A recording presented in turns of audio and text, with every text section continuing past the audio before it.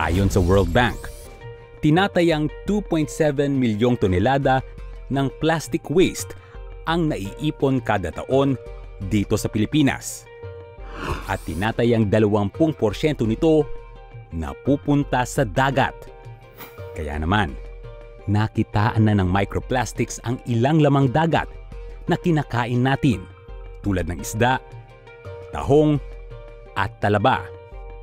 Dahil dito, inilunsad ng pamahalaan ang National Plan of Action for the Prevention, Reduction, and Management of Marine Litter, kung saan ang target ay zero waste to Philippine waters by 2040. These are individual ways by which we can contribute. Marami po ito ang ating behavioral choices and consumer choices natin. Dapat through education, nalalaman ng ating mga kababayan na ang paggamit ng single-use plastics ay nakakapalala ng ating sitwasyon sa climate change.